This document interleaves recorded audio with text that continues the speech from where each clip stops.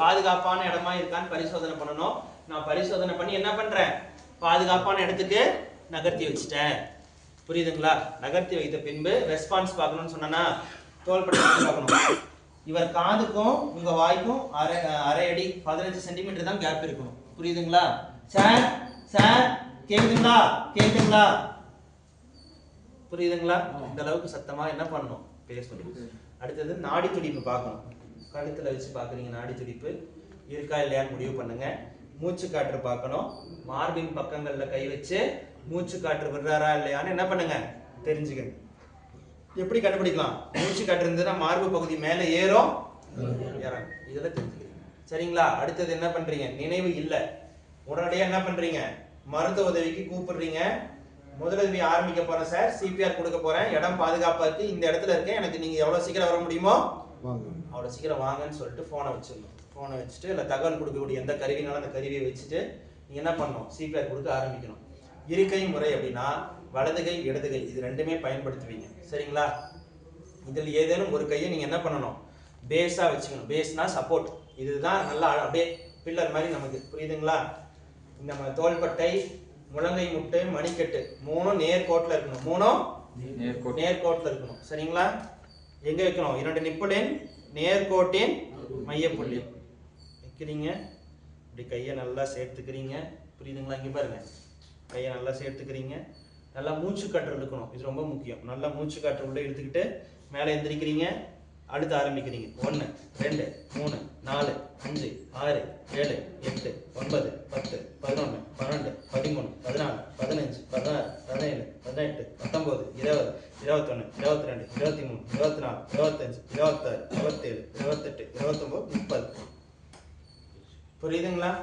கொடுத்ததுமே உடனடியாக என்ன பண்ணணும், செயற்கை சுவாசம் கொடுக்கணும். நீங்க தலையில அடிபட்டிருக்கான்னு பாருங்க. அதுக்கு ஏற்றாப்புல அந்த 2 முறையில எந்த முறையோ அதை என்ன பண்ணிக்கங்க, பயன்படுத்திக்கங்க. இதுல தலை சாய்த்துனா கைய நெற்றியில வச்சு தலையை நல்லா சாய்ச்சி மூக்க 2 விரலால அழுத்தி பிடிச்சிக்கணும். சரிங்களா? நம்ம மாஸ்க் மாட்டிட்டு என்ன பண்ணணும், மூச்சு காற்று கொடுத்துட்டு மேல வரணும். தலையை சாய்த்து தாடைனா இந்த 2 விரல் வச்சு என்ன பண்ணணும், இப்படி தாடைய மேல தூக்கணும். சரிங்களா? வெறும் தாடையை மட்டும் அழுத்தி பிடிக்கிறதுனா காதுக்கு பின்னாடி பாருங்க எலும்பு இருக்கா, தெரியுதா? இந்த எலும்பை நீங்க மேலாப்ல தள்ள முடியும். சரிங்களா? இது மட்டும்தான் அசையக்கூடிய பகுதி முகத்திலேயே, மற்றதெல்லாம் உங்களால அசைக்க முடியாது எலும்பை. புரியுதுங்களா? இதை நீங்க மேல இது இப்படி அழுத்தி நீங்க இதை நல்லா அழுத்தி பிடிச்சீங்கன்னா தான் இதான் தாடையை அழுத்தி பிடிக்கும் முறை. எப்பனா தலையில கழுத்துல காயம் இருக்கு அப்படிங்கிறப்போ சேஃபானது. அவ்வளவுதான். அடுத்து நினைவு இருக்கா, நினைவு இல்லை சொல்லிடுறோம். சேம் இதே மாதிரி என்ன பண்றோம், சிபிஆர் தொடர்ந்து கொடுத்துக்கிட்டே இருக்கோம். எது வரைக்கும்னா உதவிக்கு ஆட்கள் வர வரைக்கும். ஒரு கை முறை சிறியவர்களுக்கு அப்படின்னா ஒரு கையை வச்சுட்டு பயன்படுத்தாத கையை பின்ன என்ன பண்ணிக்கணும், பின்ன கட் பண்ணி வச்சுக்கணும். நம்ம நல்லா பின்னாடி என்ன பண்ணிக்கணும், நம்ம இப்படி மடக்கி நல்லா அப்படி ஃபோல்டு பண்ணி வச்சுக்கணும் சிறியவர்களுக்கு.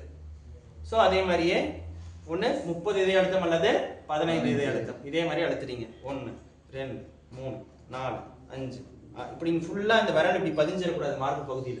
புரியுதுங்களா? இந்த விரட்கள் இப்படி மேல நீட்டியவாறு தான் இருக்கணும். இந்த பகுதி மட்டும்தான் கையில என்ன பண்ணணும், அழுத்தம் கொடுக்கணும். இதை நினைவுல வச்சிருங்க, மறந்துடாதீங்க. சரியா?